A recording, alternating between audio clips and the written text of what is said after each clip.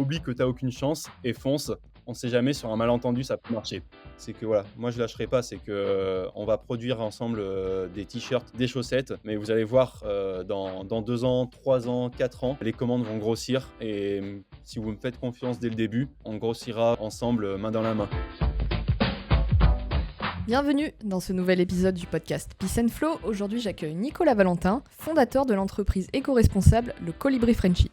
Dans cet épisode, vous allez découvrir comment fabriquer un t-shirt à partir d'une bouteille plastique, la seule phrase à avoir en tête lorsque l'on souhaite monter un business, et pour finir, une anecdote sur sa dyschromatopsie qui lui joue régulièrement des tours pendant ses courses de trail. Sur ce, je ne vous en dis pas plus et je vous laisse apprécier mon entrevue avec Nicolas Valentin.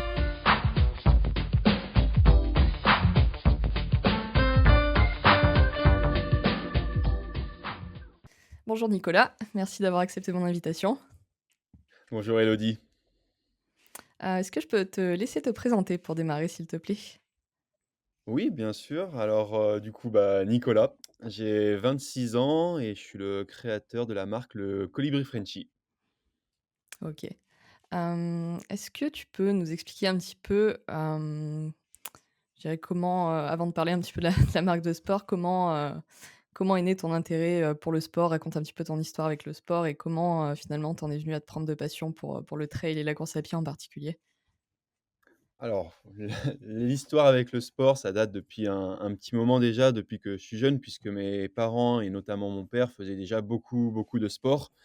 Et dès mon plus jeune âge, j'ai été, licencié dans un club de sport, que ça soit en passant par de la gym au tout départ. Je faisais de la gym, puis après du badminton et ensuite dans le monde de l'athlétisme.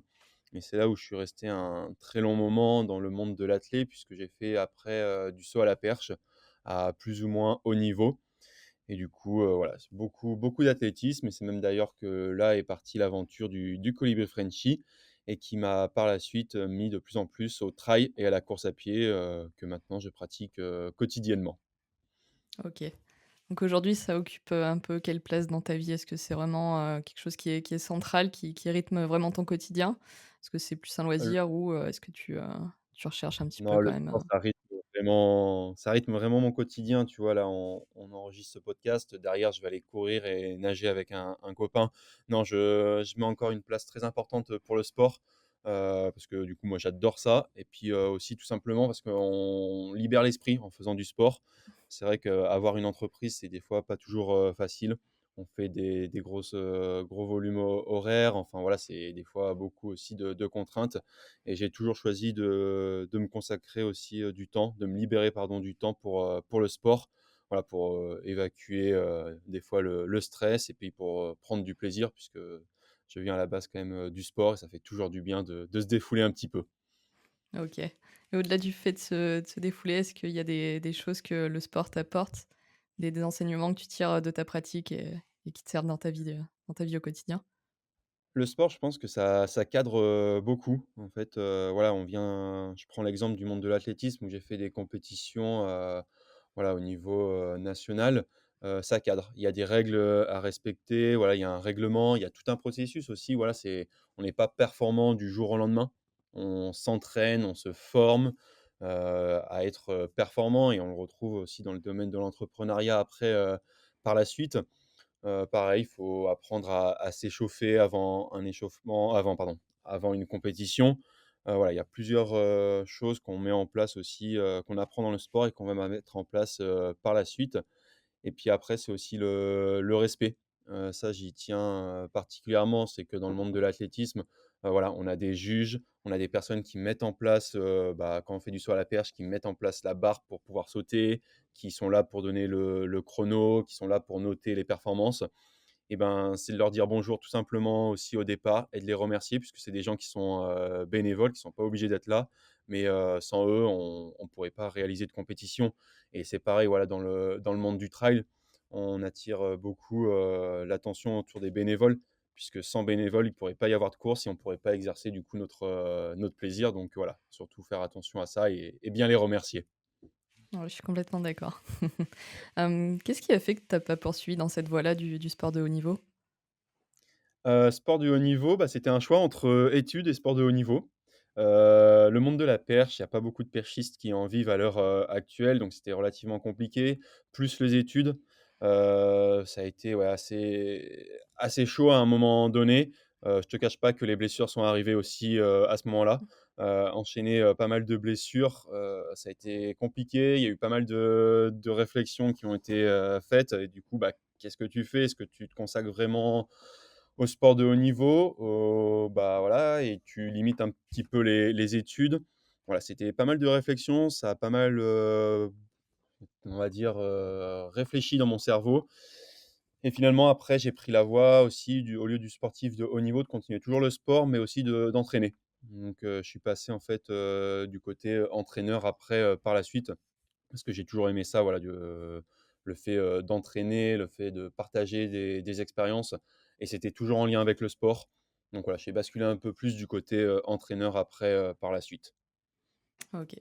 Et ensuite, du coup, est né le projet du Colibri Frenchy. Est-ce que tu peux C'est nous né raconter un petit quasi peu, l'histoire derrière ça? Ouais, bien sûr, bah, en fait, c'est né quasiment en même temps que être sportif de haut niveau puisque, j'ai été sponsorisé pendant un petit moment, pendant 2 ans, j'ai été accompagné par une, grosse marque et que je devais, bah, promouvoir et véhiculer les valeurs. Sauf que j'étais pas forcément en lien avec ces valeurs et quand j'en parlais autour de moi, tout le monde me disait: «Mais Nico, pourquoi on va te soutenir? C'est une grosse marque». Enfin, il y a pas forcément, bah, d'accroche avec et puis un jour, justement, là, j'étais en train d'entraîner, je m'en souviens très bien, c'était un mercredi après-midi et mes athlètes, ils m'ont mis au défi: «Mais Nico, on te soutiendra le jour où tu vas créer ta propre marque et une vraie marque avec des valeurs». Et je leur ai dit: «Mais vraiment?» Et du coup, ils m'ont répondu: «Oui, oui, on te soutiendra». Et en fait, c'est parti de là. Je fais: «Bah, OK, et ben, on va créer une marque vraiment avec des valeurs, avec des convictions derrière».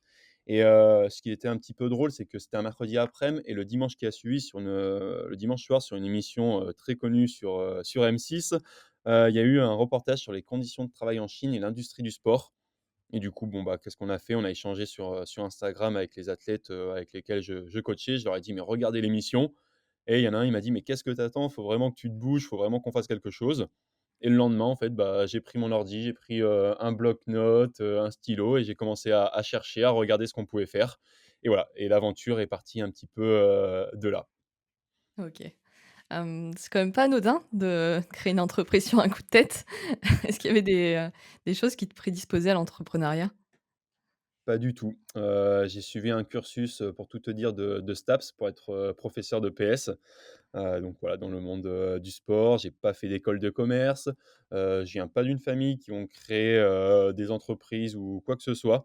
Donc ça a été plutôt compliqué au départ, voire même très compliqué puisqu'il faut savoir que j'ai voulu me lancer au départ alors ça datait d'un moment, mais j'ai voulu me lancer en 2020. 2020, je pense qu'on l'a tous connu, c'était le moment du covid. J'avais réussi enfin à trouver des partenaires, en France, chose qui n'a pas été, du tout facile et mes partenaires m'ont rappelé un à un en disant: «Bah, Nico, on est désolé, mais on doit travailler pour la France et faire des masques», ce qui était totalement normal. Et du coup, un lancement très compliqué puisque en 2020, bah, j'ai quasiment pas pu exister. Tout était prêt et le décalage a tellement été important. Pour te donner un ordre d'idée, c'est que j'ai reçu mon premier modèle de t-shirt manche courte un 22 décembre 2020. Donc autant te dire que tout le monde a fait ses cadeaux de Noël déjà, un 22 décembre. Un t-shirt manche courte un 22 décembre, c'est peut-être pas le meilleur des moments, pour en porter un. Enfin voilà, du coup, plein de petites choses, comme ça qui m'ont amené du coup à décaler mon lancement. Et voilà, j'ai décalé mon lancement à juillet 2021, là où le covid, nous a laissé un petit peu plus, tranquille après, par la suite. OK. Je pense que beaucoup auraient, abandonné à ce stade-là. Qu'est-ce qui, toi, t'a poussé à continuer et à croire en ton projet? Et ben là, je pense que je vais me raccrocher à ce qu'on a dit juste avant, par rapport aux valeurs avec le sport. C'est que le sport, voilà, on peut subir des échecs, subir des moments difficiles, mais on t'apprend une chose, c'est qu'il ne faut pas lâcher, toujours continuer si tu as envie d'aller jusqu'au bout. Et je pense que là, bah, j'ai dit: «Non, on va continuer, on va y arriver». Là, malheureusement, bah, on n'y peut rien. Il y a le covid, enfin, voilà, je peux pas intervenir malheureusement dessus à mon échelle. Du coup, on va faire entre guillemets «le dos rond». On va attendre que ça se passe, mais on va rien lâcher et on va bosser de notre côté, sur autre chose, de ce qu'on peut faire et en profiter de ce temps-là pour, voilà, travailler sur éventuellement d'autres produits, savoir qu'est-ce qu'on veut faire après, à l'avenir, échanger avec beaucoup de personnes. Ça a été très important, le côté humain d'échanger avec des personnes, inspirantes et voilà, donc ouais, entre guillemets, «faire le dos rond», laisser passer et surtout ne pas abandonner. OK. En parlant de personnes inspirantes, est-ce que tu as des conversations, des personnes, qui t'ont marqué à ce moment-là, en particulier? Alors, j'ai pas forcément échangé avec lui dans un premier temps, mais il a sorti beaucoup de vidéos. C'est le fondateur, du slip français, Guillaume, qui avait sorti, des vidéos sur YouTube et c'est vrai que ça m'avait beaucoup inspiré, au départ et c'est par la suite, lors de certains salons que j'ai pu échanger avec lui et qui là, c'était extraordinaire. J'ai pu échanger avec quelques personnes qui avaient créé des entreprises. Alors pas forcément dans le même domaine que moi, c'était plutôt au niveau de l'informatique, par exemple. Donc pareil, de savoir comment créer une entreprise, comment ça se passe, le lancement, le départ, voilà, par quelle personne on peut se faire accompagner et puis par la suite, toujours échanger avec plus ou moins, de nombreuses personnes. Je prends l'exemple aussi de Thomas Huriez qui a créé 1083, la marque de jeans, made in France, avec lequel on a pu échanger, plusieurs fois. Et puis également, voilà, des acteurs, là, moi je suis sur Clermont-Ferrand. On a pas mal de petites marques, locales avec lesquelles on échange et voilà, on s'apporte mutuellement, entre nous et c'est très agréable après, par la suite de ne pas se sentir seul aussi dans le monde de l'entrepreneuriat. OK. Avant de parler un petit peu des valeurs de la marque, le nom, le colibri Frenchy interpelle. Ça me fait penser à Pierre Rabhi. Est-ce qu'il y a un lien ou est-ce que c'est un hasard? Effectivement, il y a un lien. Autant, voilà, le logo, ça a été compliqué à développer, autant le nom a été trouvé assez rapidement. Donc tu l'as dit, Pierre Rabhi, en fait, il y a une légende, derrière où voilà, il y a eu un incendie dans une forêt et seul le colibri avec son petit bec essayait d'éteindre cet incendie et sur le chemin du retour, il croise un tatou, du coup un autre animal qui lui dit: «Mais t'es pas un peu fou de faire ça? Tu n'y arriveras jamais» et le colibri lui répond: «Mais si personne le fait, on va brûler». Et j'aime bien cette référence parce que voilà, moi je suis pas une multinationale, mais j'ai des valeurs que je défends et que voilà, chaque petit pas, chaque petit geste compte et on ajoute une pierre à l'édifice, au fur et à mesure. Et également, bah, le colibri, c'est un oiseau rapide, agile et endurant et c'est les qualités qu'on recherche, chez les sportifs. Donc voilà le colibri. OK. Concrètement, comment toi tu fais ta part? C'est quoi un petit peu les valeurs justement que tu défends au travers de cette marque? Donc les valeurs, il y en a plusieurs. Bon, évidemment, le Made in France. Voilà, on fabrique, tout entièrement en France. On essaye de favoriser le circuit court au maximum. Donc en étant basé à Clermont-Ferrand, on a 80 de nos partenaires qui sont situés dans la région Auvergne-Rhône-Alpes. On va avoir du côté des petites villes autour de Clermont-Ferrand, mais on va également avoir du côté de Roanne, du côté de Lyon. Après, on a des partenaires du côté du Limousin. Donc voilà, vraiment favoriser ce circuit court au maximum. Également toute une démarche éco-responsable. Voilà, on fait vraiment attention aux matériaux qu'on va utiliser. Les t-shirts, par exemple, sont fabriqués à partir de bouteilles plastiques recyclées. On a des packagings en matière, recyclée. Prochainement, on va utiliser avec des, colis réutilisables pour l'envoi, postaux. Et après, on a une valeur qui aussi qui me tient énormément à cœur, c'est la solidarité. Je travaille en collaboration avec différents ESAT et entreprises adaptées de la région, qui permet du coup la réinsertion professionnelle des personnes en situation de handicap. Donc voilà, ça, c'est les 3 grosses valeurs, le Made in France, la solidarité et l'entraide. Et après, une des dernières valeurs que je peux rajouter, c'est aussi conçu par vous pour vous. C'est que voilà, c'est les sportifs qui sont au cœur du projet, autour de la co-création et c'est eux qui développent vraiment les produits puisque c'est eux les premières personnes, qu'on cible et qui vont utiliser les produits. OK. Un mot sur le process de fabrication. Concrètement, comment on passe d'une bouteille plastique à un t-shirt? Alors c'est très complexe, hein, ce processus de fabrication.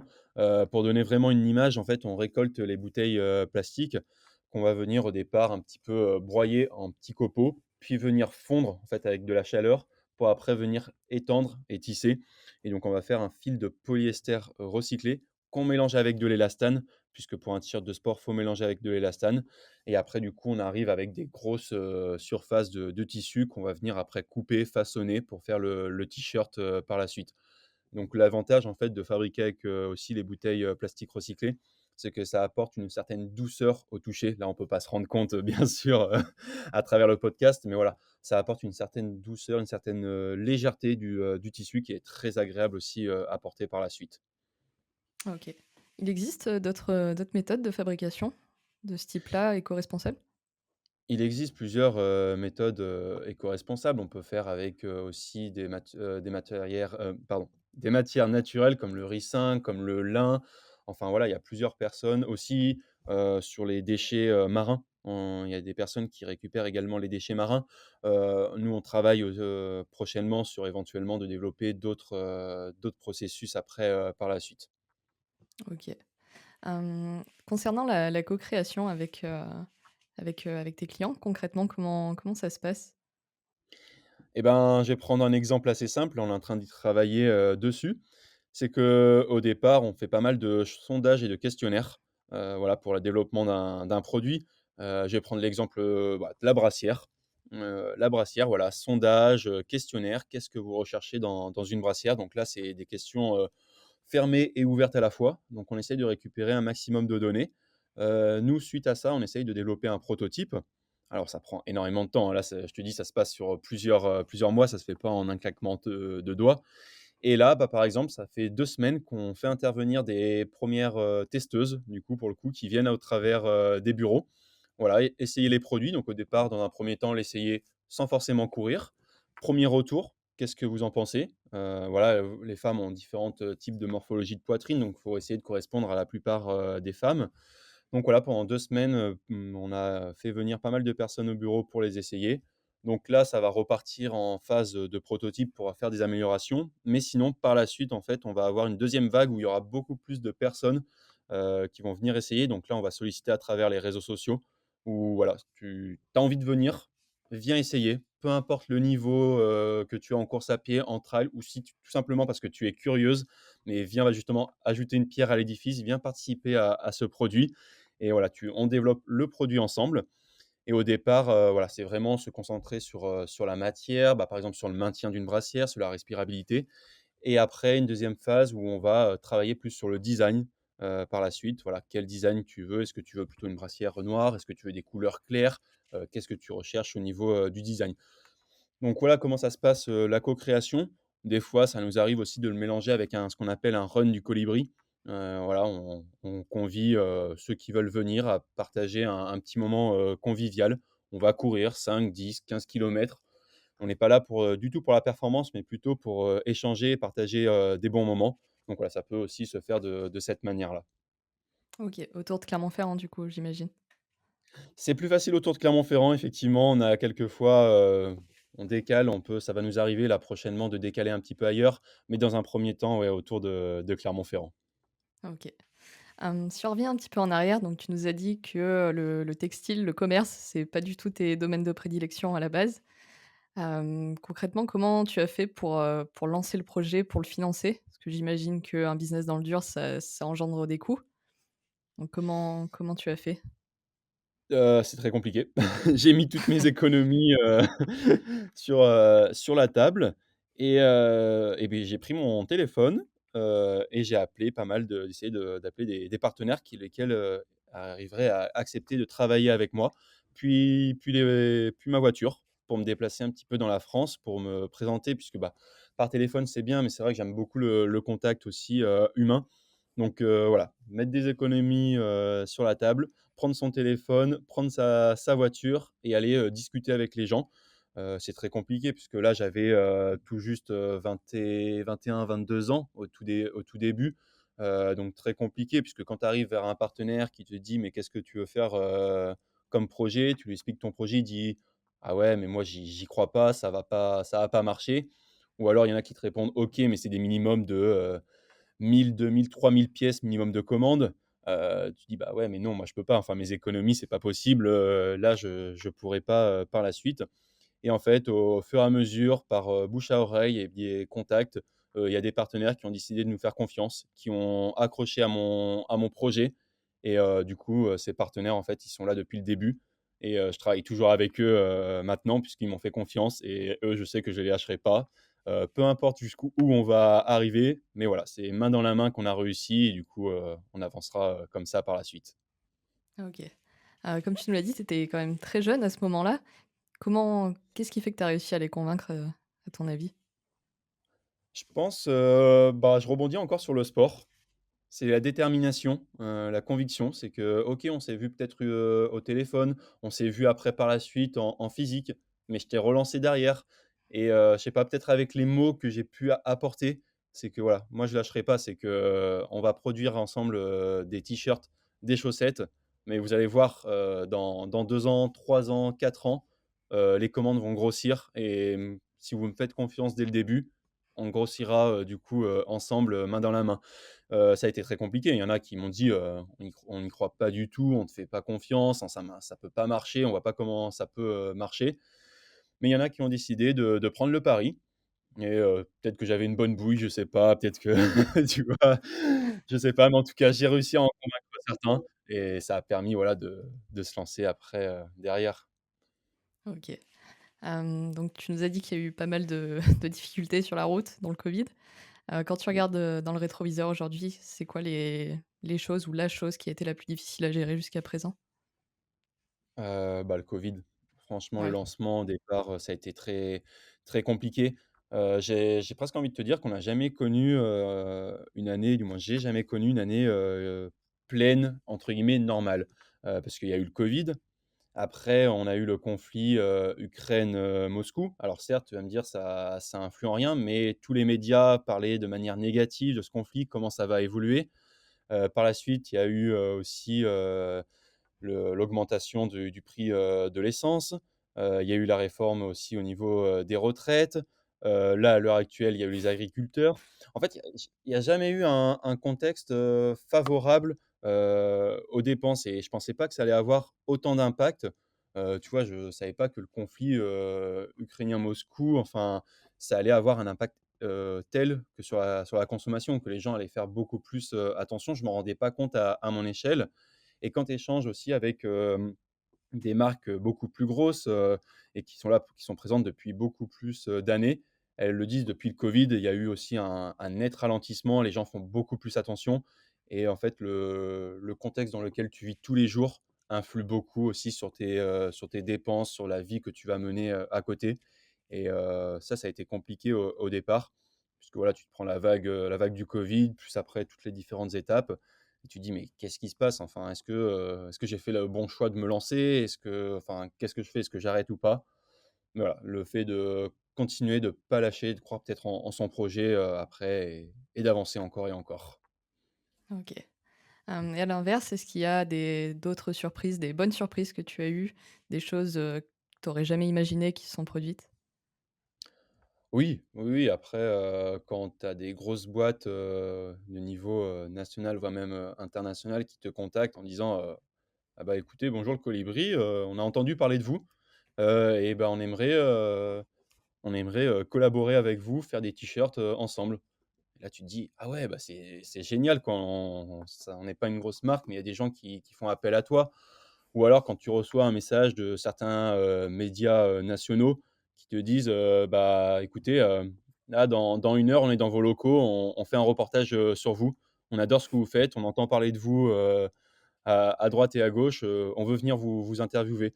Et certes, c'est peut-être pas grand-chose, mais ça fait énormément plaisir et on voit que ça prend au fur et à mesure et rien que ça, des fois, de recevoir des messages à droite à gauche. Mais là, je parle de grosses boîtes, de gros médias nationaux, mais je peux prendre aussi l'exemple, tous les jours maintenant, on reçoit des petits messages, de certains abonnés, que ça soit par mail, que ça soit à travers les réseaux sociaux en disant: «Ouais, merci, je viens de recevoir mon produit, on l'a essayé ou on l'a offert, il est extra, il est génial, merci à vous pour votre réactivité, pour les produits». Et ben, tu vois, c'est un petit geste, mais qui fait énormément plaisir et voilà, là, maintenant, on est une petite équipe et je lis souvent le message à chaque fois à toute l'équipe et ça fait plaisir à tout le monde parce que voilà, on a travaillé ensemble et recevoir juste un petit message comme ça, bah, on est heureux, quoi. OK. Et aujourd'hui, justement, aujourd'hui et avant d'ailleurs, comment tu as fait pour, faire parler de toi? C'est quoi tes stratégies un petit peu pour communiquer sur la marque? Communiquer, je pense qu'il faut être, présent sur les réseaux sociaux maintenant de nos jours. Faut être présent, «fort» entre guillemets sur les réseaux sociaux, Instagram, Facebook et puis après, bah, être présent à travers, bah, des courses par exemple. Moi au départ, bah, j'ai couru sur toutes les courses avec le Colibri. Je parlais avec beaucoup de personnes. C'est, montrer l'image, faire véhiculer voilà ce que tu portes et puis aller discuter. C'est vrai que maintenant j'ai intégré aussi un accélérateur et ben, on est plusieurs, startups, à rencontrer les mêmes difficultés. Bah, c'est d'aller toquer, prendre un moment, prendre une petite heure, d'aller discuter avec la personne. On fait peut-être pas du tout les mêmes choses, mais on va pouvoir se donner, des conseils, et avancer.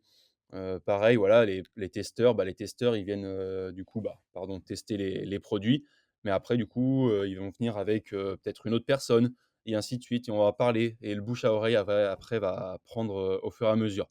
Mais ça prend du temps, c'est très long et ouais, s'il faut retenir quand même, je pense, un des axes, importants, c'est les réseaux sociaux puisque maintenant tout le monde, je pense, a un compte Instagram et ou, Facebook et là, tu peux faire véhiculer, facilement, les valeurs de ton entreprise, l'image de ta marque, montrer, des photos et tu touches beaucoup plus de personnes, rapidement. OK. Et concrètement, l'accélérateur de start-up, qu'est-ce que ça t'apporte? Concrètement, ça m'apporte beaucoup de choses. Non, c'est une accélération qui est prévue sur 2 ans. Là, je vais bientôt, sortir de l'accélération.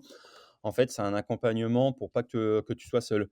C'est-à-dire que moi, toutes les semaines, je suis accompagné par ce qu'on appelle un startup manager, avec lequel on fait un point sur les avancées. «Écoute Nico, fais-moi un bilan de la semaine dernière, tu as avancé sur quel point?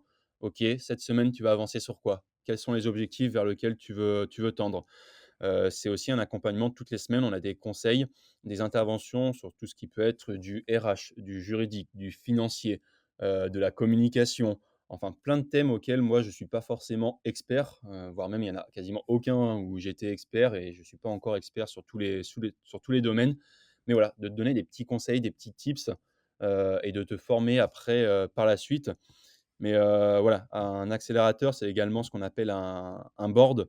C'est que voilà, j'ai 4 personnes qui me suivent à travers un board et ça, c'est, ultra enrichissant parce que c'est des personnes qui ont créé des boîtes, des très grosses boîtes, sur Clermont ou qui ont un très gros poste dans des belles boîtes, clermontoises et qui viennent te challenger sur, pas mal, de points et voilà, ça, c'est le gros avantage, d'un accélérateur et pour finir sur l'accélérateur, c'est le fait, en fait, de ne pas être seul.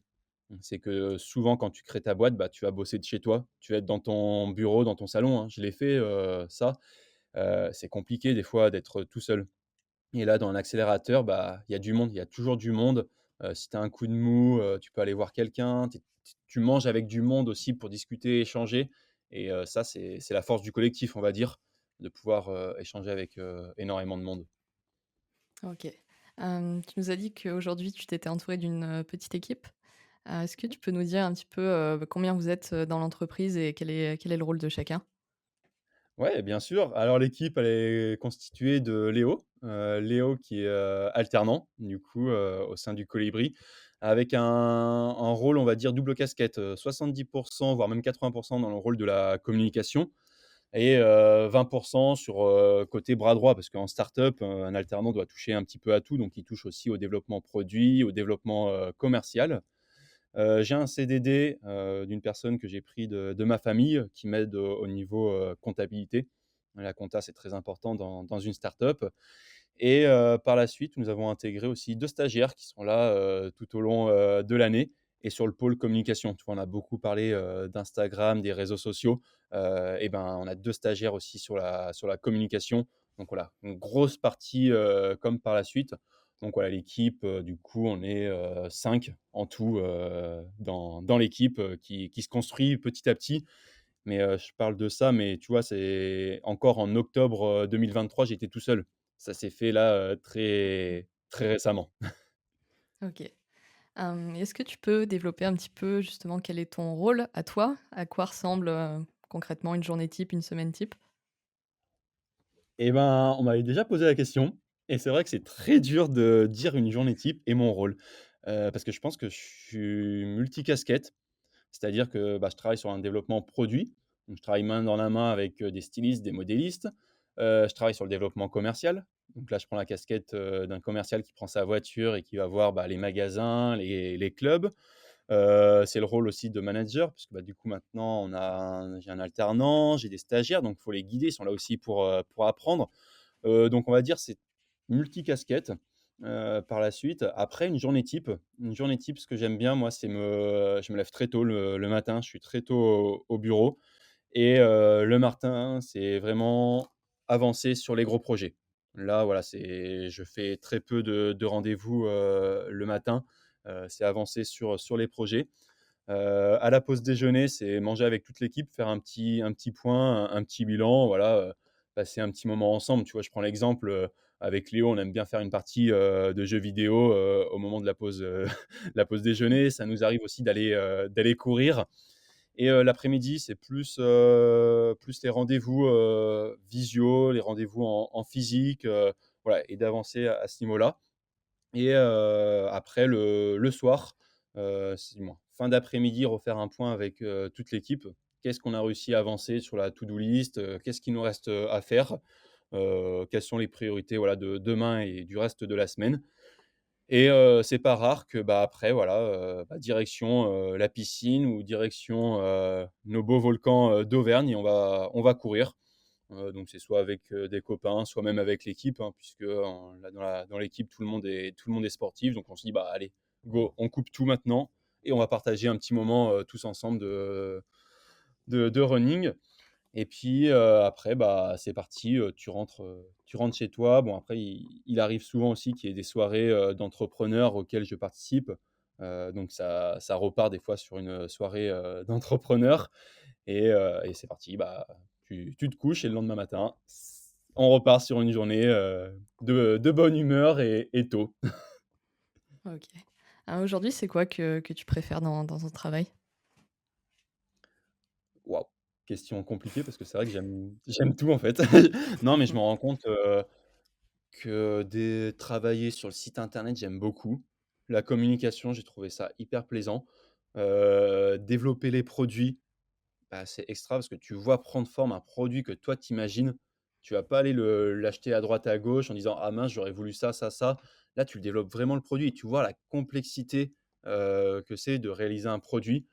Heu, Après si, ce que j'aime énormément, bah, en fait, c'est les échanges que je me rends compte, voilà, de passer, des fois, là, il y a pas mal de testeuses qui sont venues, au sein des bureaux.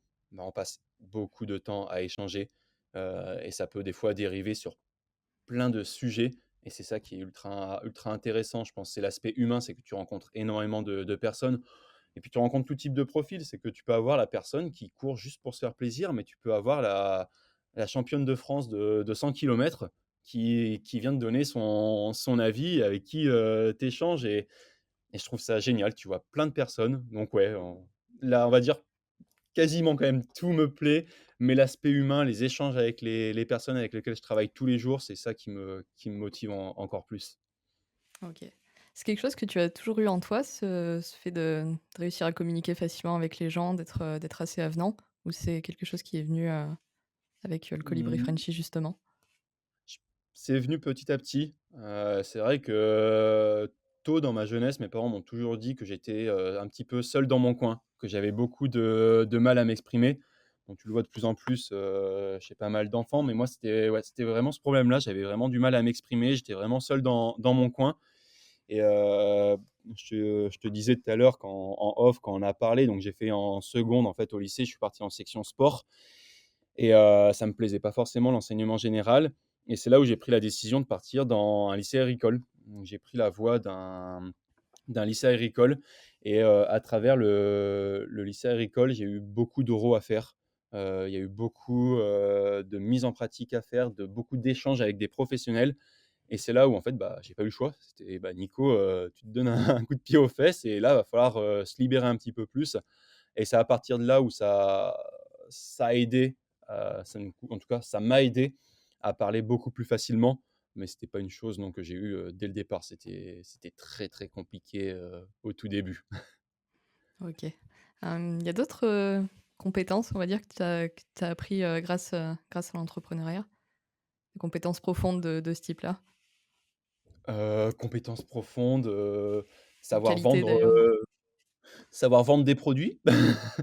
Comment, expliquer, avoir un discours. Je pense aussi les compétences, c'est savoir s'adapter à son public. Tu vois, on parlait un peu, d'éloquence, c'était un peu le thème abordé. C'est que je vais pas présenter le produit de la même manière à un magasin revendeur qu'à un client. Mais même à travers le client, qu'un client, qui découvre la marque, qu'un client habituel ou qu'un client qui court une fois par semaine ou un client qui court tous les jours. C'est peut-être, ouais, ce que j'ai appris, c'est de s'adapter vraiment à la personne que tu as en face de toi, adapte ton discours parce que des fois, je vais pouvoir utiliser aussi des termes très complexes, et la personne va me regarder, va faire: «Ouais, je comprends rien». Enfin, je prends l'exemple de la sublimation. Beaucoup de personnes ne connaissent pas ce principe-là, de marquage et du coup, bah, je détaille un petit peu plus, j'explique pourquoi on fait ça. Enfin voilà, je pense qu'on ouais, j'ai appris, cette compétence-là de s'adapter, à travers, un public, ouais, le public que tu as en face de toi. OK. Est-ce que tu as commis des erreurs pendant ce parcours-là? Ah oui, plein. Non, des erreurs, on en fait tous les jours. C'est des plus ou moins grosses erreurs. Il faut plutôt les éviter, enfin, voilà, on a eu au départ, le tout début, je peux t'expliquer, notre t-shirt, le premier prototype avait une coupe ultra, ultra slim. Quand je te dis ultra slim, c'est parce que les premières personnes auxquelles j'ai fait tester les produits, c'était des marathoniens. Mais des marathoniens qui courent en 2 heures et demie, le marathon, donc profil très, très fit. Sauf que dans la course à pied, tout le monde n'est pas aussi fit que les marathoniens et donc typiquement la coupe des t-shirts au départ n'allait pas du tout. Donc ça a été une belle petite boulette. C'est pour ça, bon après on apprend, au fur et à mesure. Après tu as des boulettes aussi, tu as un partenaire, tu penses qu'il va, on te fait miroiter, qu'il va s'engager sur, des tonnes et des tonnes de commandes. Tu te dis, toi la première fois tu te dis: «Oh c'est génial, on va avoir, tout ça qui va rentrer, comment je vais faire? Attends j'appelle» et j'engage en fait, des commandes auprès de tous les partenaires pour pouvoir, satisfaire, le besoin et au dernier moment, il te dit: «Ah bah, finalement non, on travaille pas avec vous». Ah ouais, mais là moi j'ai plus de trésorerie, j'ai plus rien, je suis à sec et là vous me laissez tomber. Ah oui, mais on n'a rien signé. Je fais: «Oui effectivement». J'étais tellement heureux, tellement content d'avoir échangé, que c'était quasiment fait et ben non. Maintenant, voilà, tu apprends de tes erreurs et tu en feras toujours, des erreurs, mais voilà, faut savoir, les analyser. Pourquoi ça a été une erreur et comment tu la contres maintenant et qu'est-ce que tu apprends? Voilà, c'est apprendre de ses échecs. On le dit, beaucoup de personnes, prennent, cette citation, pardon, mais ouais, c'est apprendre de ses échecs et continuer, à avancer, quoi. OK. Maintenant si on regarde un petit peu vers le futur, ce serait quoi tes ambitions avec le Colibri Frenchy et comment tu aimerais voir évoluer le projet? Et ben, j'aimerais bien déjà étendre la gamme, vraiment, avoir une gamme, très, très étoffée et puis en fait, moi, c'est dans pouvoir créer des embauches. Voilà, on est sur un territoire, bon, clairement, l'Auvergne et c'est vrai que, voilà, pouvoir, embaucher, des personnes qui, aiment, le milieu du sport, qui ont les mêmes valeurs que moi et de pouvoir grossir, tous ensemble. Voilà, c'est que moi, je vais pas faire j'ai pas fait ce projet pour être seul dans mon coin. C'est d'être, à plusieurs, être, tous ensemble. Donc moi, si je peux embaucher, ça serait avec, grand plaisir, de pouvoir étoffer la gamme, et pouvoir répondre aux plus grands besoins des sportifs. Voilà, ça veut dire qu'après c'est main dans la main, tous les partenaires en France, on fait travailler le savoir-faire, français. Donc toutes les couturières, je dis couturières parce que la plupart sont quand même à 90 des femmes et ben, c'est qu'on garde, on préserve leur emploi, on préserve aussi du coup, tout le savoir-faire.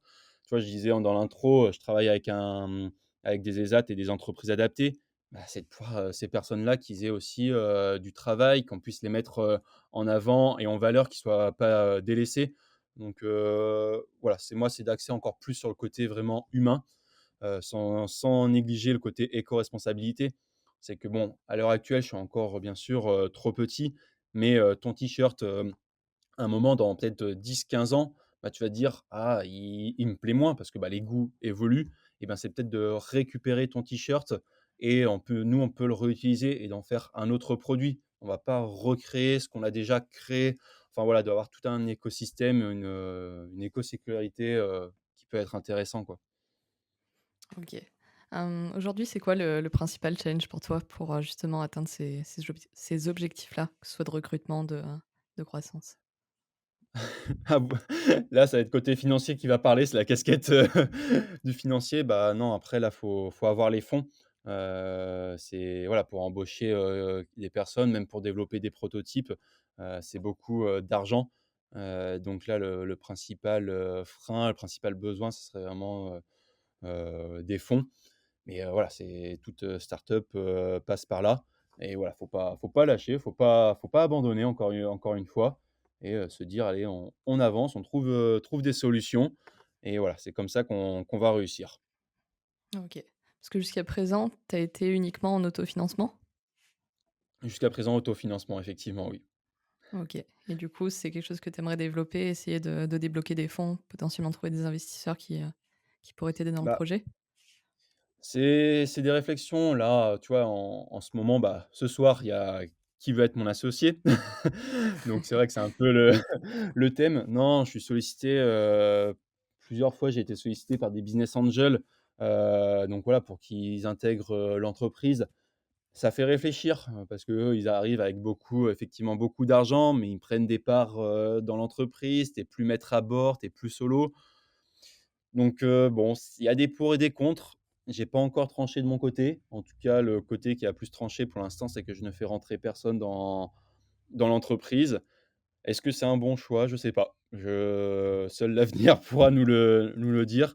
Mais voilà, il y a des avantages et des inconvénients, je pense, des 2 côtés. Mais ouais, tous les mois, il y a quelqu'un, entre guillemets, qui toque un petit peu à la porte en disant, «Est-ce que tu recherches pas quelqu'un, pour t'accompagner à apporter des fonds?» Et puis, bah, j'échange avec la personne parce que on enregistre, ce podcast, là maintenant, mais dans un mois, peut-être que j'aurai le coup de cœur avec un BA et ça va se faire. Je sais pas, mais en tout cas, je me ferme pas de porte, à ce sujet-là. OK. Juste un mot peut-être sur le prix des t-shirts. On voit beaucoup de personnes qui vont dire, «Oui, OK, c'est éco-responsable, mais moi j'ai pas les moyens de mettre, 60 € dans un t-shirt». Qu'est-ce que tu aurais envie de répondre à ces personnes-là? Et ben, je vais répondre, je pense, par un exemple qui a été, flagrant, qui est d'ailleurs maintenant une cliente, régulière, une personne qui, je pense, se reconnaîtra si elle écoute. Elle s'appelle, Laura, cette personne-là. Laura, profil, étudiante et elle vient de rentrer en début de vie active. Donc effectivement, pas forcément les moyens d'acheter un t-shirt. Alors je sais plus si on l'a précisé, mais un t-shirt de sport de Colibri Frenchy, c'est 65 €. Elle m'avait dit: «Ouais Nico, j'adore ce que tu fais, c'est génial, mais j'ai pas forcément les moyens de l'acheter». Je comprends, enfin, il y a pas de souci, tout le monde n'a pas les moyens de s'acheter un t-shirt à 65 € et puis au fur et à mesure, il y en a qui m'ont fait confiance, dès le début, qui ont acheté le t-shirt à 65 € et tu vois, les premiers t-shirts, du coup, maintenant, ils vont avoir, quasiment 3 ans. Ils ont pas bougé. Ils sont nickel, les personnes les portent toujours et en fait, c'est eux qui ont fait, de la communication auprès des autres en disant: «Bah, OK, on a peut-être acheté un t-shirt à 65 €, mais 3 ans après, je le porte toujours. Il a pas bougé». Il y en a qui courent quand même 3, 4, 5 fois par jour, par semaine, pardon, avec les t-shirts. Ils ont pas bougé et Laura, bah, en fait, typiquement, elle est venue me voir sur un événement. Elle fait: «Bah, écoute Nico, cette fois, je veux passer à l'action. Je vais acheter un t-shirt parce que j'en ai entendu beaucoup de bien» et tu vois? Et elle regrette pas du tout. On se recroise de manière régulière. C'était pas la cliente cible parce que quand tu es étudiant, je pense que tu as envie de faire attention à ton budget, à l'argent, que tu utilises. Mais du coup, elle a pris quand même, un t-shirt et maintenant c'est devenu une cliente, du Colibri et beaucoup de personnes, en fait, c'est passé par là. C'est que tu peux acheter un t-shirt beaucoup moins cher ailleurs, ça, il y a pas de souci, mais peut-être que tu vas en acheter 3, 4 par an parce qu'ils se sont déformés, parce qu'ils se sont abîmés, enfin, parce que la couleur n'est pas restée. Bah, quand tu calcules, tu achètes 3-4 t-shirts, allez, je te dis à 20, 30 €. Allez, 4 t-shirts à 30 €, ça te fait déjà du coup 4 fois 3, 12, ça te fait 120 €. Tu as quasiment 2 t-shirts du Colibri qui, 3 ans après ne bougent pas. Donc voilà, c'est juste après, à ce niveau-là. Donc t-shirt 65 €. Après je prends l'exemple de la paire de chaussettes. Une chaussette technique made in France, nous on la sort à 20 €. 20 €, si tu regardes la plupart du marché, une chaussette technique de sport, on est, grosso modo autour des 20 €. Donc on arrive aussi à trouver le prix le plus juste. Alors tout ça, ça passe par une réduction des marges, hein. On ne marche pas comme les grosses entreprises. On réduit beaucoup nos marges, mais après si, on devait faire des marges, comme les grosses marques, mon t-shirt, il serait à 150 €. Là, 150 €, même moi, humainement, je peux pas. Je peux pas vendre un t-shirt à 150 € à une personne. Là, c'est mon côté humain qui parle, le côté éthique. Non, je peux pas le faire. Donc on essaye de travailler avec le prix le plus juste et là je rebondis sur la co-création. C'est que, les personnes qui sont venues tester, voilà, les brassières, je leur pose toujours la question: «Vous serez capable de mettre combien dans une brassière technique made in France?» Et voilà, on a toutes sortes après, de budgets, mais ça te permet de te dire: «Est-ce que tu es déconnant ou pas déconnant?» Et toi, tu regardes aussi par rapport à tes marges, comment tu peux, bien sûr, faire. OK, ouais, c'est super intéressant. Toi, à titre, personnel, est-ce que tu arrives à vivre de ton entreprise aujourd'hui? Non, non, je n'arrive pas pour l'instant à en vivre. C'est aussi un choix, personnel puisque, voilà, je donne des cours. Moi, je suis prof à la fac en STAPS. Je suis passé par des études de STAPS et maintenant je donne, des cours en STAPS et j'aime énormément ça. Heu, c'est un choix aussi de ne pas vouloir, pour l'instant en vivre, puisque tu vois, on en parle d'étoffer la gamme, développer des prototypes, ça demande beaucoup d'argent et au lieu de me dégager dans un premier temps un salaire, je préfère étoffer ma gamme et aussi également de pouvoir embaucher. Voilà, on parlait du CDD et d'un alternant, c'est de pouvoir, voilà, eux, les mettre aussi en avant et de pouvoir construire l'équipe. Moi, ça sera par la suite, que je pourrai me dégager un salaire. Mais pour répondre à ta question, du coup, non, pour l'instant, je n'en vis pas en tout cas. OK. Hormis le Colibri Friendshie, est-ce que tu as d'autres, projets entrepreneuriaux en tête? Des choses que tu aimerais développer? Alors oui, oui, oui, il y a un gros projet que certaines personnes, savent que je suis en train de travailler petit à petit, dessus. Je pourrais pas forcément l'évoquer, Bien ici à sûr. travers le podcast, mais je pense que quand tu commences à développer quelque chose, tu as toujours envie de développer autre chose.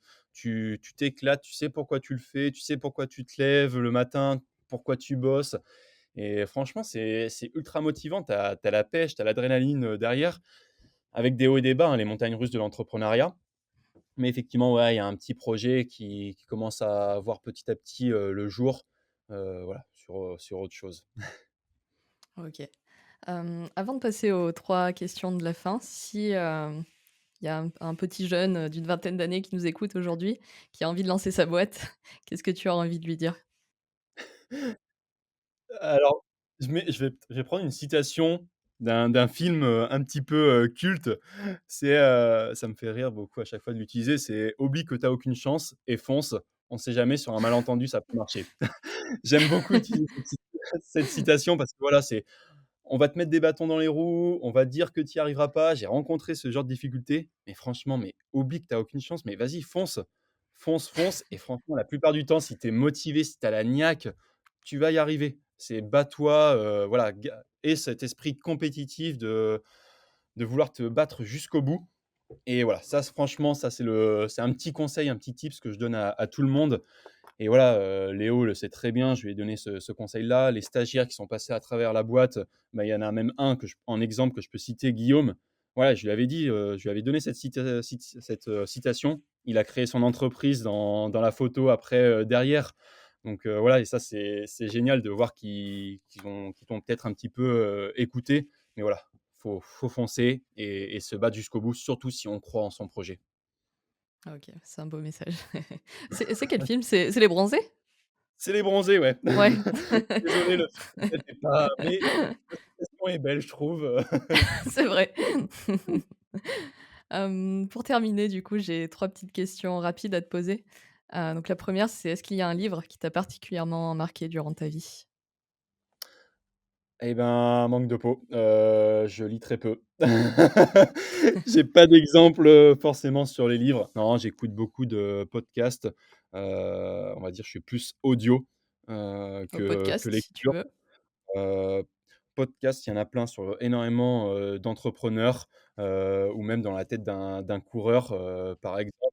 Voilà, j'adore. J'adore écouter les expériences de chacun dans tous les domaines, même que ça soit des concurrents. Je trouve ça que c'est hyper, riche et intéressant d'écouter des sportifs, d'écouter d'autres entrepreneurs, mais dans d'autres domaines. Ça, j'adore et je passe mon temps à écouter des podcasts et malheureusement, ouais, je lis pas beaucoup, je suis pas très lecture, j'ai pas réussi encore à trop accrocher, à ce niveau-là. Ça marche.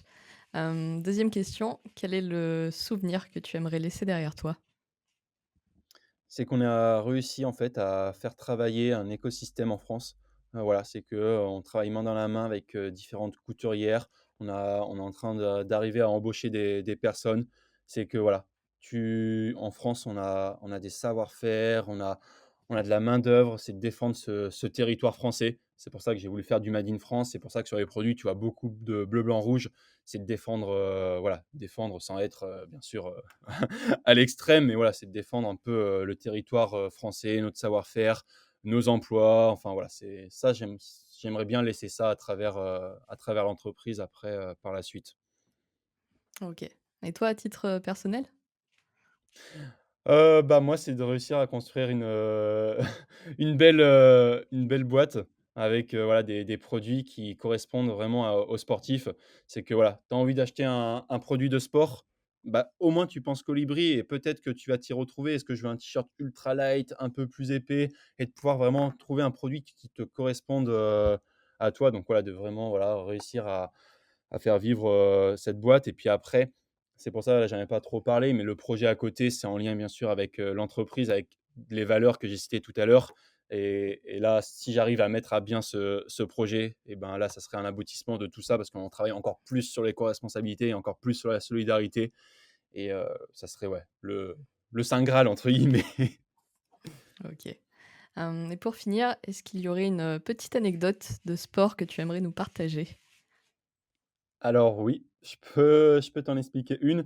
Faut savoir que je suis dyschromate. Alors pour ceux qui connaissent pas dyschromate, c'est un peu comme daltonien, sauf que daltonien confond les couleurs et que dyschromate ne voit pas les couleurs et que moi j'ai des gros problèmes de vision de couleurs et ça m'arrive fréquemment sur les courses, de trail, voilà, quand je participe aux courses. Je pense que certaines courses, certains organisateurs vont se reconnaître et ben, ça m'arrive de me tromper de balisage et de couleurs, même de pas les voir et du coup de partir sur un autre parcours ou tout simplement de se perdre. Donc voilà, ça m'arrive régulièrement chaque année.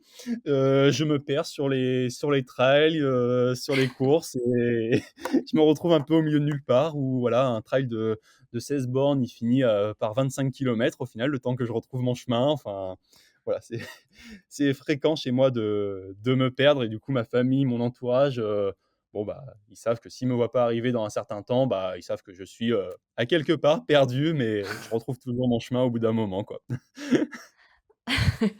C'est pas mal comme, comme anecdote.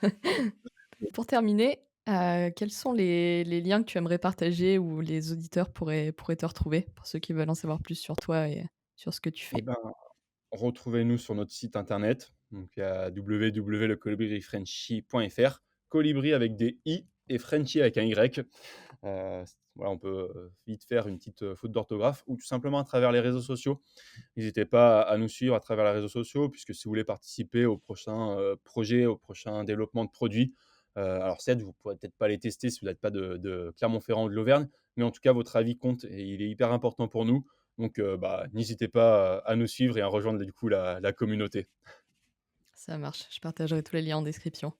Sur Merci. ce, merci pour ton temps et je Bah, te merci souhaite, beaucoup. plein de réussite pour la suite. Merci à toi en tout cas. À bientôt. À bientôt. Merci d'être resté jusqu'au bout de cet épisode. Si vous avez passé un bon moment, le meilleur moyen de nous le faire savoir, c'est de prendre 2 minutes pour vous abonner et laisser une revue 5 étoiles sur Apple Podcast et ou votre plateforme d'écoute préférée. Si vous nous regardez sur YouTube, pensez bien à vous abonner à la chaîne et à laisser un commentaire, ça aide au référencement. Je compte sur vous, c'est important, surtout au démarrage, donc merci beaucoup à tous ceux qui le feront. Sur ce, je vous donne rendez-vous la semaine prochaine pour un tout nouvel épisode du podcast Peace and Flow.